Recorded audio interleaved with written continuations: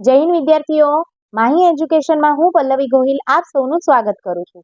વિદ્યાર્થીઓ, અગાઉના વિડીયોમાં આપણે ધોરણ 5 વિષય ગણિત પ્રેક્ટિસ વર્કમાં પ્રકરણ નંબર 6 તું મારો ગુણક હું તારો અવયવ એમાં પ્રશ્ન નંબર 6 સુધી જોઈ ગયા. આજે આપણે જોઈશું પ્રશ્ન નંબર 7 થી. જુઓ, પ્રશ્ન નંબર 7 છે, નીચે આપેલી સંખ્યાઓના પ્રથમ 3 સામાન્ય અવયવી જણાવો. અહીંયા સંખ્યા આપી હોય છે આપણને, જેમ કે અહીંયા ઉદાહરણમાં આપી છે 4 અને 5.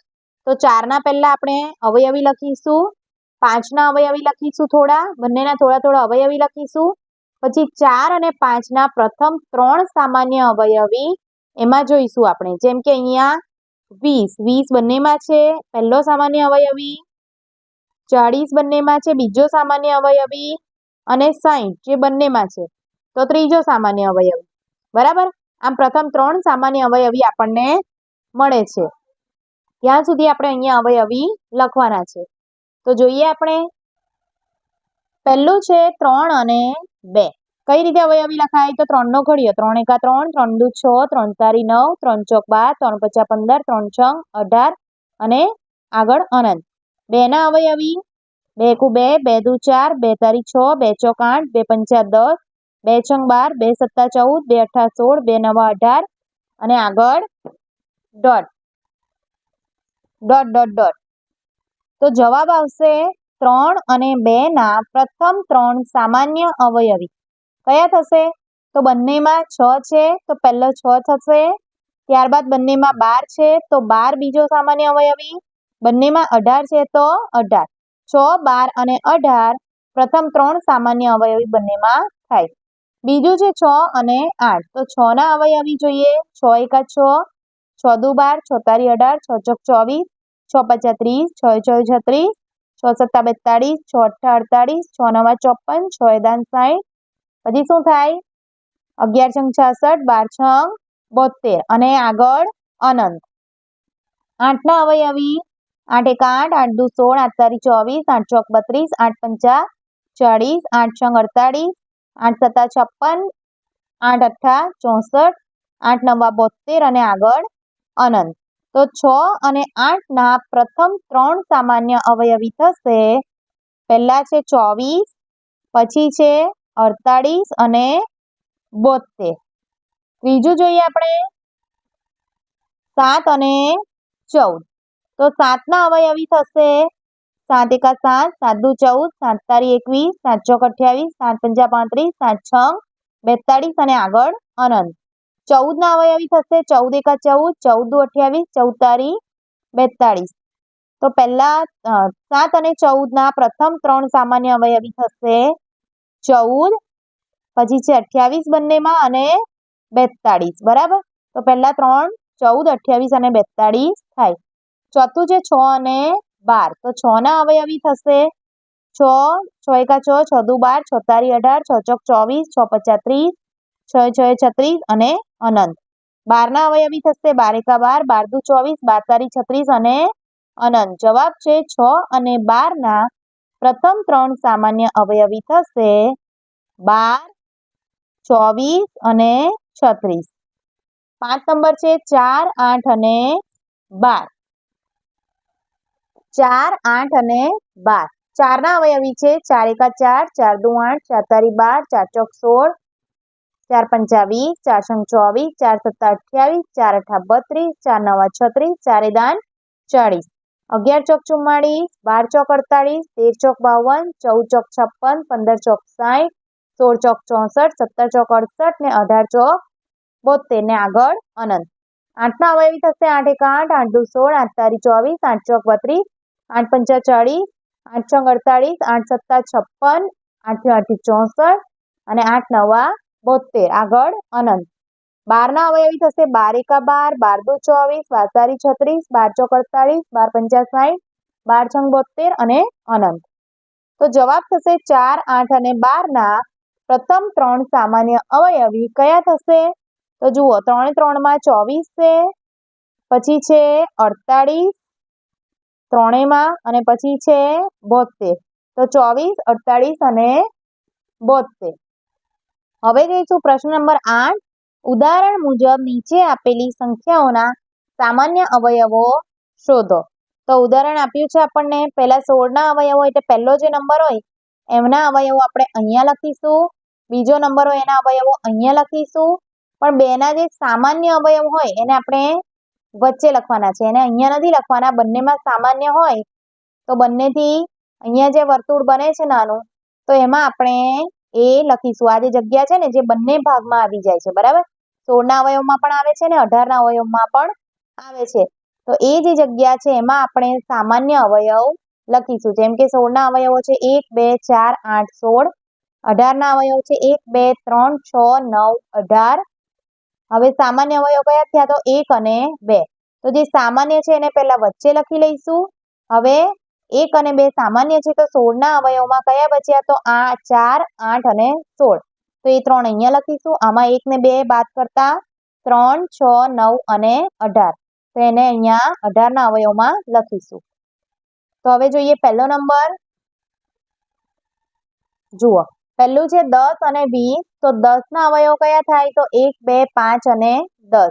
20ના અવયવ થાય 1, 2, 4, 5, 10 અને 20. હવે બંનેમાં સામાન્ય 1, 2 અને 5, 10. 1, 2, 5, 10 સામાન્ય અવયવો થાય. તો આપણે લખીશું અહીંયા 10ના અવયવો અહીંયા તમારે લખવાનું છે. 10ના અવયવો આ છે 20ના અવયવો.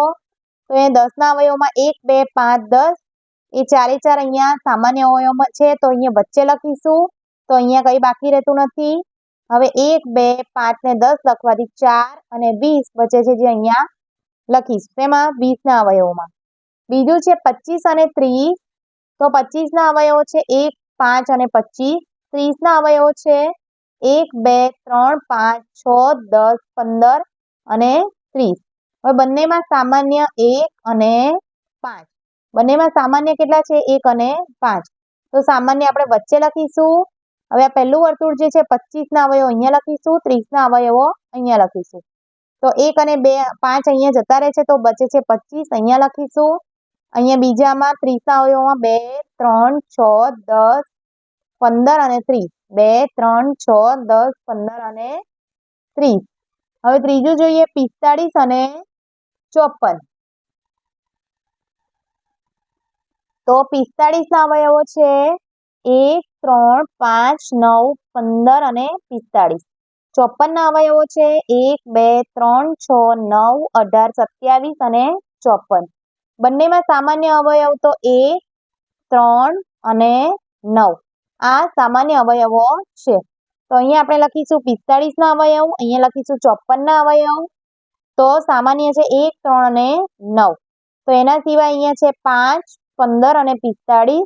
જ્યારે 54ના અવયવમાં 2, 6, 18, 27 અને 54. ચોથું છે 40 અને 60. 40ના અવયવો 1, 2, 4, 5, 8, 10, 20, 40. 60ના અવયવો થશે 1, 2, 3, 4, 5, 6, 10, 12, 15, 20, 30 અને 60. સામાન્ય અવયવો થશે 1, 2, 4, 5, 10 અને 20. બરાબર. તો સામાન્ય અવયવો અહીંયા વચ્ચે લખીશું 1, 2, 4, 5, 10 અને 20. અહીંયા 40ના અવયવો, અહીંયા 60ના અવયવ. તો આના સિવાયના અહીંયા છે 8 અને 40. અને અહીંયા રહેશે 3, 6, 12, 15, 30 અને 60. પાંચમું છે 4, 6 અને 8. 4ના અવયવો છે 1, 2 અને 4. 6ના અવયવો 1, 2, 3, 6. 8ના અવયવો થશે 1, 2, 4 અને 8. હવે ત્રણેયમાં સામાન્ય 1 અને 2. 1 અને 2 ત્રણેયમાં સામાન્ય છે તો આપણે એવી રીતે દોરીશું 3 વર્તુળ. જેમાં 4ના અવયવો પહેલામાં લખીશું, 6ના અવયવો બીજું અને 8ના અવયવનું ત્રીજું વર્તુળ. હવે 3 એ 3 જ્યાં મળે છે ત્યાં આટલી જગ્યા બને છે. એ જગ્યામાં આપણે ત્રણેયના સામાન્ય અવયવો એટલે કે 1 અને 2 લખીશું. હવે અહીંયા રહે છે બાકી 4 રહે છે. અહીંયા 6ના અવયવમાં 3 અને 6 રહે છે અને 8ના અવયવમાં 4 અને 8 રહે છે. છઠ્ઠું જોઈએ 4, 8 અને 12. તો 4ના અવયવો થશે 1, 2 અને 4. 8ના અવયવો થશે 1, 2, 4 અને 8. 12ના અવયવો થશે 1, 2, 3, 4, 6 અને 12. તો આ ત્રણના સામાન્ય અવયવો થશે 1, 2 અને 4. તો સામાન્ય અવયવો માટે આપણે ત્રણેય વર્તુળની વચ્ચેની જગ્યા જે છે જેમાં ત્રણેય મળે છે એમાં લખીશું 1, 2 અને 4. તો 4ના અવયવોમાં કઈ બાકી નથી રહેતું, 8ના અવયવોમાં 8 રહેશે અને 12ના અવયવોમાં 3, 6 અને 12 રહેશે. સાતમું છે 10, 15 અને 20. તો 10ના અવયવો થશે 1, 2, 5, 10. 15ના અવયવો થશે 1, 3, 5 અને 15. 20ના અવયવો થશે 1, 2, 4, 5, 10 અને 20.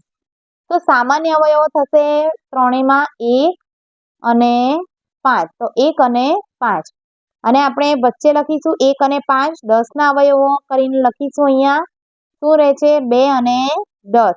15ના અવયવોમાં રહે છે 3 અને 15 અને 20ના અવયવોમાં રહે છે 2, 4, 10 અને 20. હવે આઠમું જોઈશું. તો આઠમામાં છે 8, 18 અને 24. તો 8ના અવયવો છે 1, 2, 4 અને 8. 18ના અવયવો છે 1, 2, 3, 6, 9, 18 અને 24ના અવયવો છે 1, 2, 3, 4, 6, 8, 12 અને 24.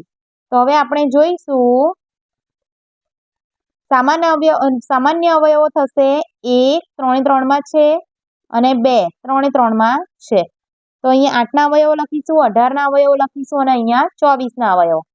વચ્ચે રહેશે 1 અને 2 જે ત્રણેયમાં સામાન્ય છે. અહીંયા રહે છે 4 અને 8. 18ના અવયવમાં રહે છે 3, 6, 9 અને 18 અને 24ના અવયવમાં રહે છે 3, 4, 6, 8, 12, 24. બરાબર, જેને આપણે અહીંયા જગ્યા ઓછી છે માટે આ રીતે લખ્યું છે. તમારે ઊભું લખવાનું છે. 9 છે 6, 10 અને 12. 6ના અવયવો 1, 2, 3 અને 6. 10ના અવયવો 1, 2, 5 અને 10. 12ના અવયવો થશે 1, 2, 3, 4, 6 અને 12. સામાન્ય અવયવો થશે 1 અને 2. હવે 6ના અવયવો, 10ના અવયવો અને 12ના અવયવો લખીશું. સામાન્ય છે 3 3માં 1 અને 2. 6ના અવયવોમાં બાકી રહેશે 3 અને 6. 10ના અવયવોમાં 5 અને 10 અને 12ના અવયવોમાં બાકી રહેશે 3, 4, 6 અને 12, જેને આ રીતે લખીશું. 10મું છે 36, 63 અને 81. તો 36ના અવયવો 1, 2, 3, 4, 6, 9, 12, 18 અને 36. 63ના અવયવો થશે 1, 3, 7, 9, 21 અને 63. 81ના અવયવો થશે 1, 3, 9, 27 અને 81. ત્રણેયમાં સામાન્ય થશે 1, 3 અને 9. 1, 3 અને 9 ત્રણેયમાં સામાન્ય થશે. તો અહીંયા લખીશું 36ના અવયવ, 63ના અવયવ અને 81ના અવયવ. હવે ત્રણેયમાં સામાન્ય છે 1, 3 અને 9. 36માં બાકી રહેશે 2, 4, 6, 12, 18 અને 36.